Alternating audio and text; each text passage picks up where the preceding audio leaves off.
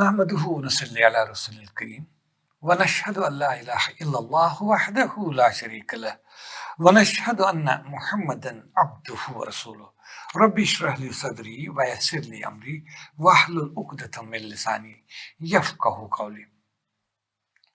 Respected viewers and listeners, Assalamu alaikum wa rahmatullahi wa barakatuh.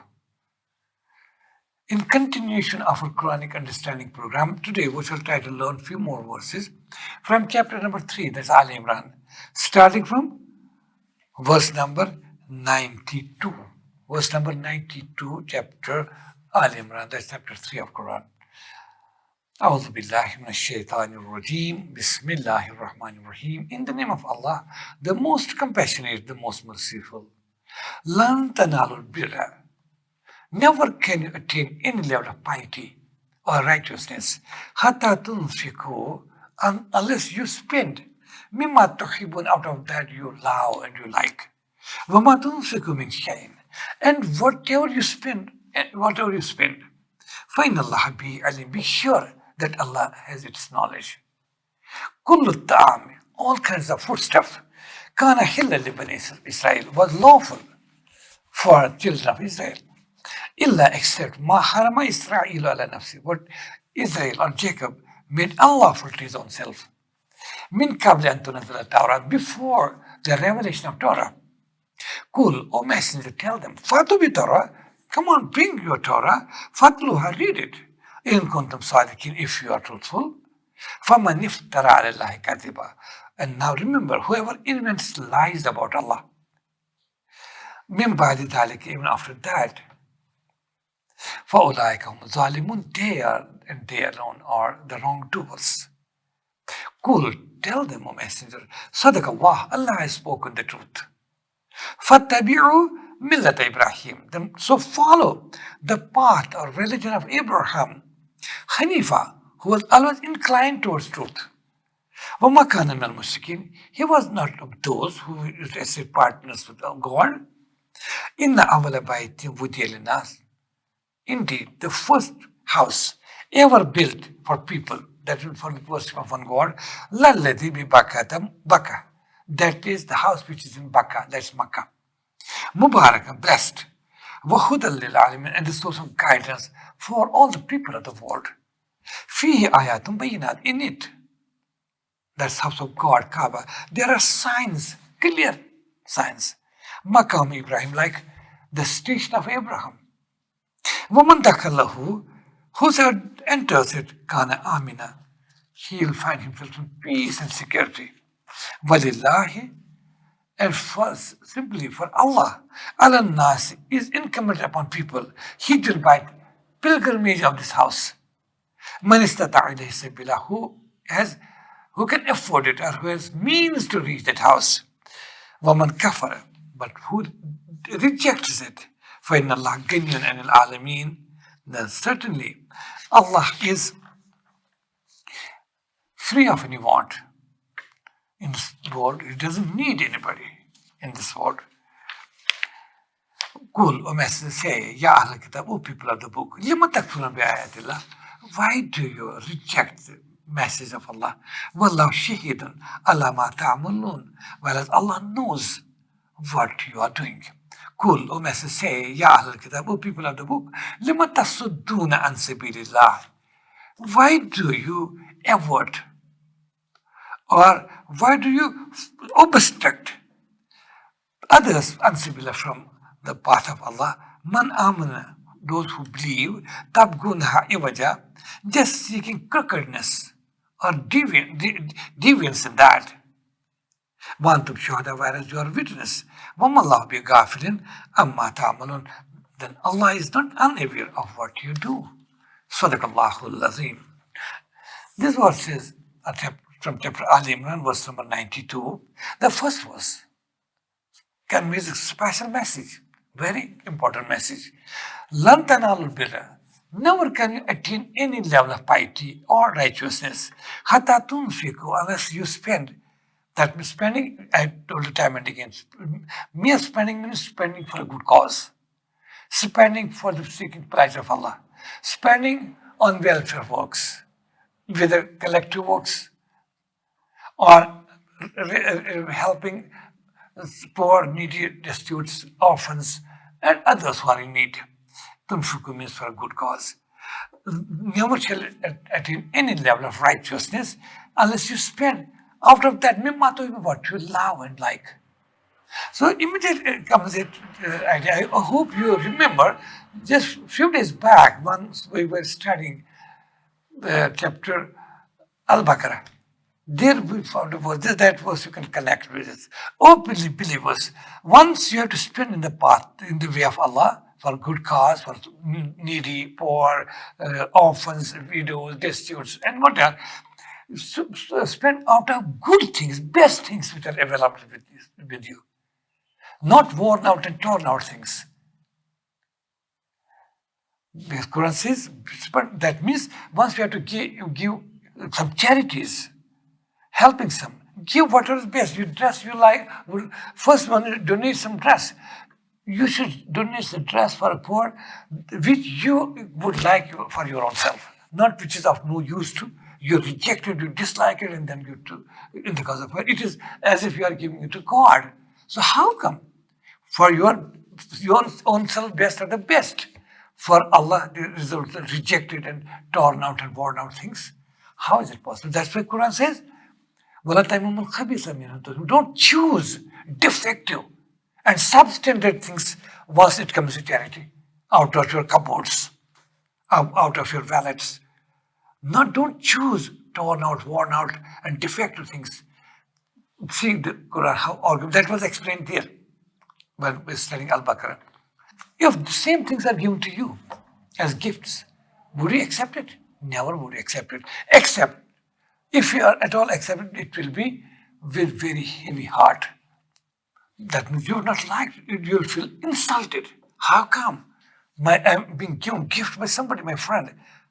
Doesn't he know what I am? My status. He gave me water, but once it comes to your own self, you are giving gifts to God. It means the same. But the rejected and defective stuff. If this verse also means the same. First look on this verse, lan tanalul birra. You cannot attain any level of righteousness hatta tunfiqu, unless you spend in a good cause for others, for your brothers, sisters, relatives, and who are in need. Mimma, out of what you love and you like, which is up to your liking. Not rejected and torn out. It has a wider this scope, this verse, this part of the verse. It's not only this, obviously it includes this one, what I explained till now. It means, if we make it a wider sphere of this verse, it means you cannot attain, never can you attain any level of piety unless you spend out of your, in the way of Allah, what you love and what is up to your liking. What's the best? For example, you have to spend time, not legally time, the time which is of no use.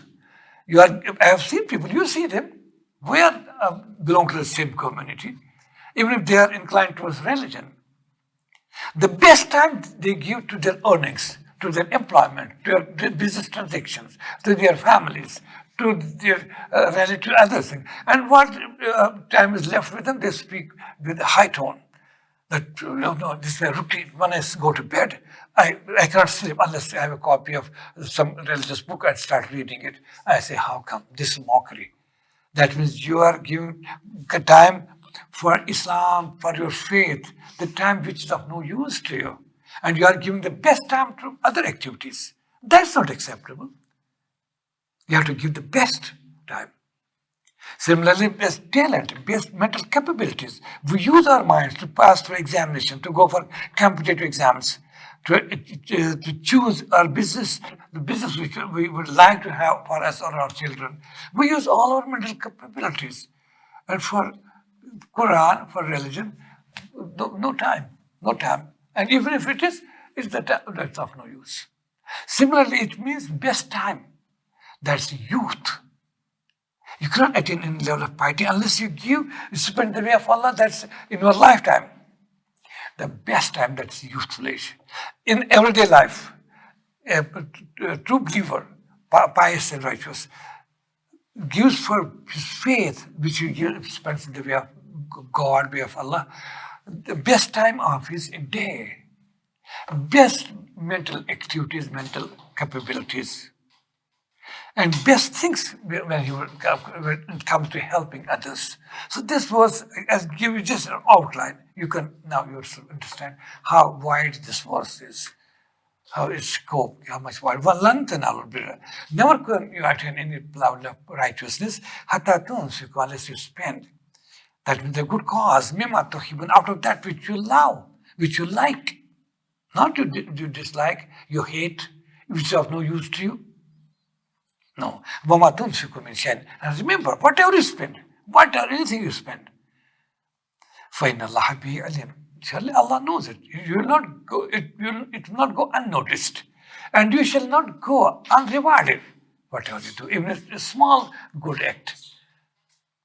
As Prophet, peace be upon him, used to say, give charity. Charity opens doors of gardens of paradise. One of the companions was a poor man. He said, "Oh, my Prophet, Messenger of God, how come? What about the person who has nothing to spend? He has no money to help others, to give charity."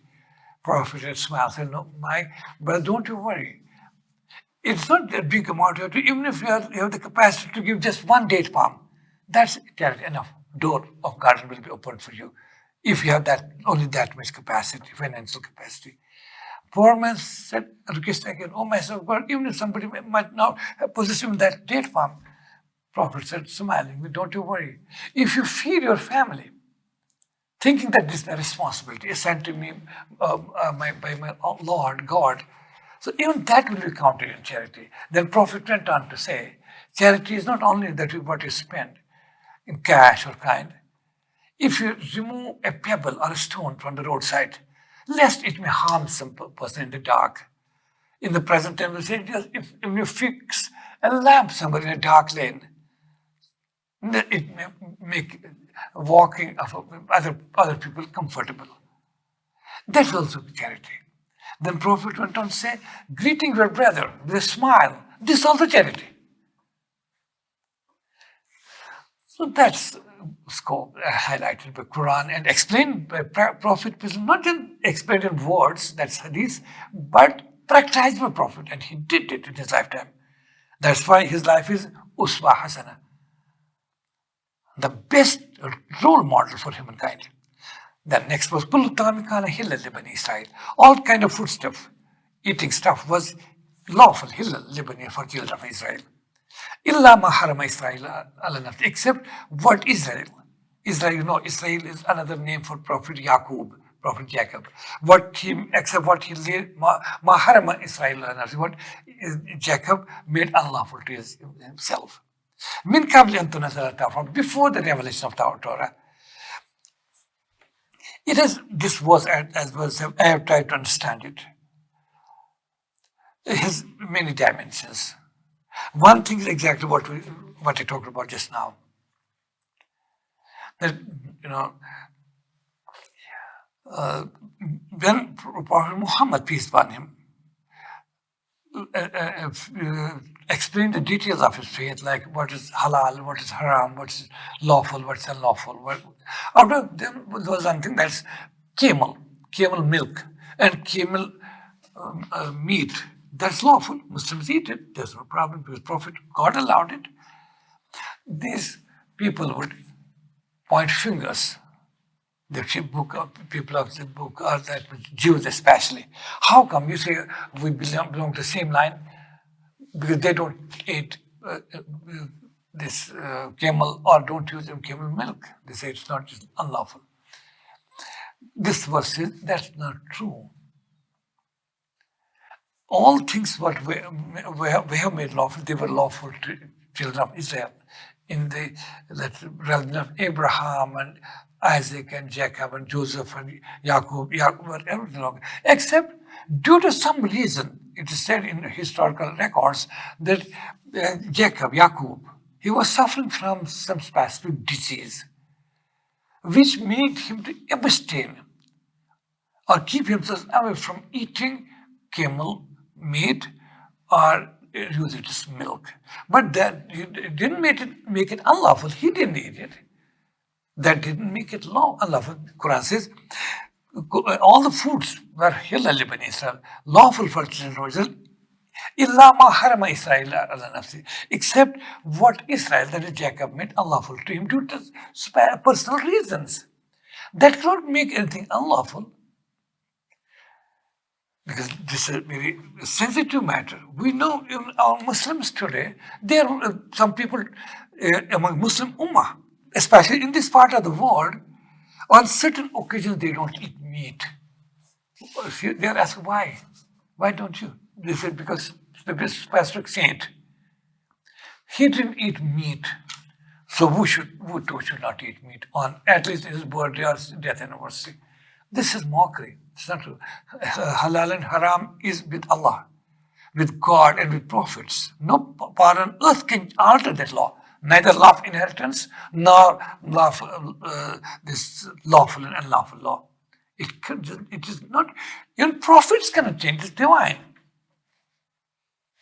Yes, if some saintly person, some righteous person didn't eat specific something, food or some meat or something, that can be his personal reason for that. That doesn't make it unlawful. And don't be, there are certain, we create stories out of it. Then we make stories. Yes, somebody violated this law once, and whole his property was burned. Some of his closest kith and kin, he died because it consumed meat on this particular day. This all story is fabricated just to mislead people. Don't you know from the life of the Prophet, peace upon him, then due to some reasons, which we shall read inshallah, but after a long, long time, when once Prophet said simply that I will not eat honey or something, because there are some reason behind that. Not, he didn't say it's unlawful, it's haram. He said, I will not use it, just some specific reasons. There is a divine reprimand. We see in Quran, a chapter opens, chapter with Tahrim, Surah Tahrim, that says, Oh Nabi, oh my Prophet, how come you have made unlawful a thing which Allah has made lawful for you, just to please your wives? Though Prophet didn't mean that. It was some reason. I don't want to go into detail. So, because, as we see now, if he would, then Prophet made a comeback. He said, no. Now Allah has asked me, because if he would not have eaten without declaring honey as unlawful, there would have been many people around who would not touch honey, because our Prophet did not take it, I will not take it. So this is a sensitive matter. Quran says, Kullu ta'ami kana hilla li Bani Israel. All the foods were lawful for children of Israel, illa ma harama Israel al nafsi, except what Jacob or Israel made unlawful to his own self, due to his personal reason. Min qabl an tunzala Torah. This was well before the revelation of Torah, because this is Jacob's time. Yaqub's time, if we calculate it now, it is around 4,000 years from now, backwards from now, today. Whereas Torah is 3,500 years old. That means this time gap between Yaqub and Moses, that's Torah, at least 500 years gap in between. So it's well before Torah. It may mean also something else, that another dimension of this was all food eatables were lawful for Bani Israel, except what they themselves made unlawful for them. Unlawful for them, that means their rabbis, their so-called scholars, their peers and dervishes, after their own whims and desires, made certain lawful things unlawful, because they intervened in the divine law, which was their general practice. They used to do it according to their own wish, and they would even alter the law of God and law of their books. It may mean that too. And a third dimension also. Give just an example. For example, we see there are hundreds and thousands of vegetables like tomato, we eat cabbage, we eat cauliflower, we eat fruits, and then many vegetables like that. But once somebody is sick, or meat, mutton, because there's a richest source of proteins, We need proteins, we need fats for our development, because human body needs everything. But once a person doesn't take care of his health, he eats voraciously, indiscriminately, what happens? He suffers from different diseases, maybe high blood pressure, narrowing down of his blood vessels, or alteration in the sugar in his blood going up, down. What doctor advises? That means automatically certain lawful things become unlawful for him. Doctor says, oh, don't touch beef. Forget about eating, you should not touch it. Don't eat such and such vegetables, though they were good. They are source of certain minerals, what we need. But it becomes unlawful. Similarly, on spiritual level, when a community deviates from the right course, indulges in certain lawful things are made unlawful for them. Since history of children of Israel, history of Jews, has been history of disobedience. Right from the time of Moses, whom they consider the best of the best, the greatest prophet. And we too, no doubt. But didn't we see in Quran, in their own books, how much they disobeyed Moses in his lifetime? Seeing all the miracles they watched just before their eyes, then with the just trembling of an eye, they saw their enemy, Pharaoh, together with armaments and armies getting drowned. What more miracle they could demand? It happened before them. But still they didn't obey Moses as they should have. When there was man and selva, man and kales, divine food provided them when they were traveling through the desert, Sinai desert, for 500,000 people. Food, what good? And then shade of clouds, which protected them from intense height of the sun. And then water, which gushed out when Moses struck that rock by his staff. 12 springs gushed out. We see in Quran, we see it in their books too. What more? Even more and more miracles. Still they disobeyed. That is, they showed disobedience to their own prophet and in his own time. And which prophet is the greatest and best of the best prophets they believe in? Forget about the prophets who followed him.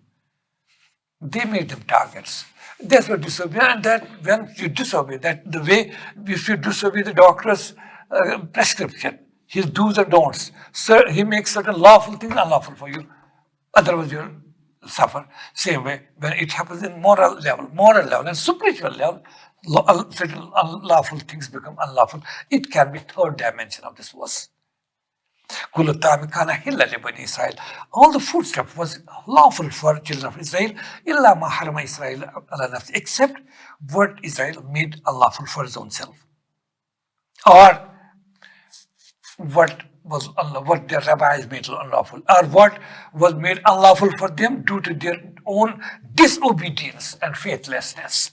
All the three meanings can be there.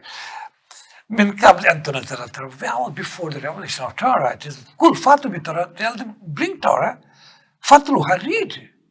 In kuntum sadiqin, if you are truthful. But remember, فَمَنْ يَفْتَرَى عَلَى اللَّهِ الْكَذِبَ, whoever invents lies about Allah, because they used to do things of their own, make things lawful and unlawful, good or bad, do anything. But when they were asked, why did you say it's God's command to us? Quran said, this is too much. This is crossing all the limits. فَمَنْ يَفْتَرَى عَلَى اللَّهِ الْكَذِبَ, whoever invents lies about Allah, مِنْ بَعْدِ ذَلِكَ, even after that, even things like فَأُولَٰئِكَ هُمُ الظَّالِمُونَ, they are in fact, they are the zalim, they are the wrongdoers.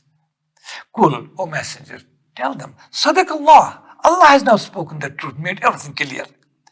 فَاتَّبِعُوا مِلَّةَ إِبْرَاهِيمَ حَنِيفًا, so we give you a common minimum program.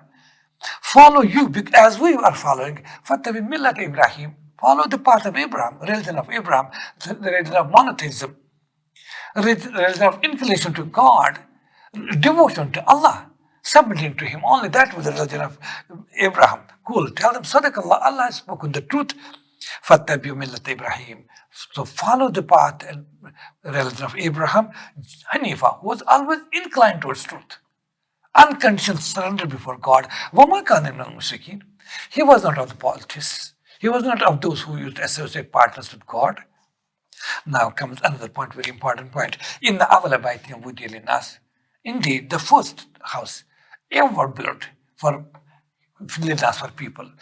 House here means a house, first house, which was built for the worship of one God. That is Kaaba. That means Kaaba has antiquity. It is the old, as Quran calls here in this verse itself, that Kaaba is the first house ever built on this planet for worship of one God. That's why Quran also calls it Baitul Atiq, the most ancient house. That means Kaaba's antiquity is connected with Adam. Because who was the first man to worship one God? Adam, first man, first Muslim, first messenger. So Kaaba, as we say, Kaaba is as old as humanity itself. Abraham, Quran doesn't say Abraham built Kaaba. We say only Abraham raised, as Quran says in chapter Al-Baqarah, which we read a month or two back. وَإِذْ يَرْفَعُ إِبْرَاهِيمُ الْقَوَاعِدَ مِنَ الْبَيْتِ وَإِسْمَاعِيلَ رَبَّنَا تَقَبَّلْ مِنَّا إِنَّكَ أَنْتَ السَّمِيعُ الْعَلِيمُ. Remember, recall, when Abraham and Ishmael, his son, were raising the foundations of Kaaba. No, they didn't lay the foundation of Kaaba. They were raising the foundation of Kaaba. That means Kaaba was there. It was built, as Quran explains here, and then by the Atiq ancient house. It was built in the time of Adam, oldest house of worship for one God. But during the course of history, it got demolished due to thunder and sandstorms. It was not visible anywhere. Then, hundreds and thousands of years after Adam, when Abraham, under divine command, left his country, which is present-day Iraq, which was then Mesopotamia, he left that country under divine command, migrated from that, as in all the prophets migrated, then first reaching Syria, and from Syria he was asked to continue his journey through the deserts of Arabia, till he reached Egypt, North African country. And on his return, he was asked to stay in this desert. There was nothing. No name, no Makkah, no Baka, no living organism, no plant, not even grass, no human being. Forget about human beings.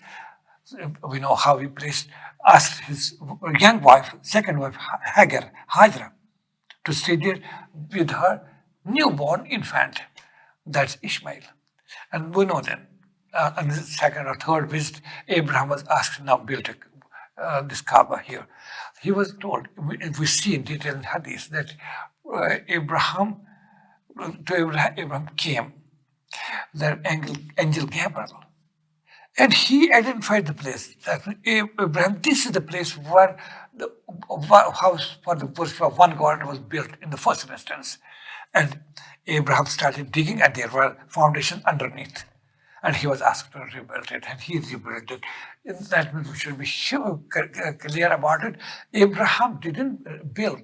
He also raised the foundation. That's what Quran says. وَإِذْ يَرْفَعُ إِبْرَاهِيمُ الْقَوَاعِدَ مِنَ الْبَيْتِ وَإِسْمَاعِيلَ. Remember, when Abraham and Ishmael raised the foundations of Kaaba, that's the first house. In the Awala Baitim Wudiyal Nas, indeed, the first house ever built for humans, that means for the worship of one God, was Lalladhi, is what? Baka, which is in Baka. Or ancient name of Makkah was Baka. Then with changing time, it got named Makkah. Otherwise, original and old name was Baka. That was built there. Mubarakah, it is blessed house. Mubarakah, first house ever built is Mubarakah, blessed. Wahuda lil alamin, and it's a source of guidance for whole humanity, for all people, for all peoples of the world. That means it became the focal point. It became the locus of prayers. All people, anywhere, all Muslims, whether in North Pole or South Pole, whether they may be in Antarctica or high reaches of Siberia or Alaska or any part in the West, California, or from here, Karachi, Delhi to Dallas, Scandinavia, and to Sri Lanka, wherever Muslim, it's a focal point. If we take a picture, sometimes from this satellite picture. And all Muslims are asked to pray, and they are, because they are a global community. All will appear facing Kaaba, a unifying force. People living in this part of the world facing Kaaba here. People here facing Kaaba. People there facing this side. People in the north facing that Kaaba here. All the way Kaaba. We see this is a hudaliness, source of guidance, because from there Kaaba radiates that hidayah. But who found it was laid first by Adam, then Abraham, and finally it was endorsed through Prophet Muhammad, peace be upon him. Fihi ayat bayinat, in it are clear signs of the greatness of Allah in the house. Many signs after signs, but Quran here mentions only one Maqam Ibrahim, like the station of Abraham, or the stone, which was used by Abraham to raise the foundations. And there's bricks placed, or stones, one about the other. The big stone he used for going up, that's there. But we even now call Maqam Ibrahim. That's a great sign. Whether during Hajj or through Umrah, a person, a believer, has to pray 2 rakah there, which Quran advises, وَاتَّخِذُوا مِن مَقَامِ إِبْرَاهِيمَ مُصَلَّى, and make this place of Abraham as regular prayer and place of prayer. So everybody is eager to offer 2 rakah prayer there. This is also a great sign, which is just outside Kaaba, that we call Maqam Ibrahim, station of Abraham, or the stone of Abraham. وَمَنْ دَخَلَهُ كَانَ آمِنًا, whoever enters it is secure, feels himself secure and in peace, because that's a peace, is a place of peace. Because if Abraham had prayed that when he was constructing Kaaba, he made many prayers, many supplications. One of the supplication was just explanation of this verse. Rabbi ij'al hadha baladan amina warzuq ahlahu min as-samarati man amana minhum billahi wal yawmil akhir. Oh my Lord, I have fulfilled your command. You commanded me, and I did, together with my son Ishmael. And we have done it. But oh Allah, there is nobody around.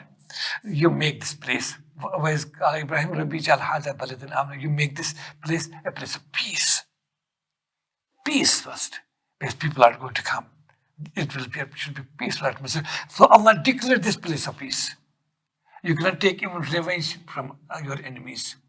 Even an assassin cannot be killed if he is within. Though that should not happen. It's just perfect peace. You cannot, during Ihram and during the Umrah, Hajj, you cannot pull out, plant a grass. You cannot kill a small animal. You cannot, except if it is needed. Otherwise, it's perfect peace. Forget about human blood. It cannot be shed. So perfect peace. وَمَنْ دَخْلُ كَانَ آمِنًا, whoever enters, he finds himself in peace and security. وَلِلَّهِ, and only for Allah. Allah is incumbent upon people. Hijjul Bayt, pilgrimage of this house. But not all. Quran qualifies a man istata'a ilayhi sabila, who can afford it. Who has the means to reach that house, it is incumbent upon him to at least visit this place once in his lifetime. But man istata'a ilayhi sabila, who can afford. That means, 5 prerequisites who can perform Hajj, upon whom Hajj becomes incumbent. Number 1, a person should be Muslim, right? Number 2, he should be adult, mature, not immature, adult. Number 3, he should be physically fit and mentally balanced. And number 4, he must have enough finances which can make his journey easier, coming and going back. And in his absence, there should be some expenses left for the families if they are dependent on the person. So man istata'a means all these things. وَلِلَّهِ عَلَى النَّاسِ حِجُّ الْبَيْتِ, and simply for it, you have to perform Hajj, but not for your own these benefits or anything. It should be only for Allah, as we see found in Al-Baqarah.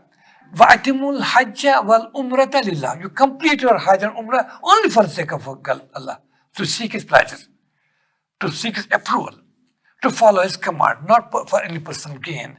وَلِلَّهِ عَلَى النَّاسِ حِجُّ الْبَيْتِ, and for Allah, Allah is upon people this obligation. He will buy the pilgrimage of this house, Kaaba, but man istata'a ilayhi sabila, who can afford it, who has the means to reach there. Woman kafara, but who rejects it, doesn't entertain this. Let it be known once for all, for inna Allah ganiyun anil alamin, that Allah doesn't need, He's not in need of any worship. That people come to Kaaba, then thousands, millions of people worshiping there should be some increase in the rank of God. God forbid. He's still the Lord, He's still the Creator. He doesn't need. But this is an obligation which a true believer is expected to fulfill. We stop here. صدق الله العظيم وصدق رسوله النبي الكريم والحمد لله رب العالمين.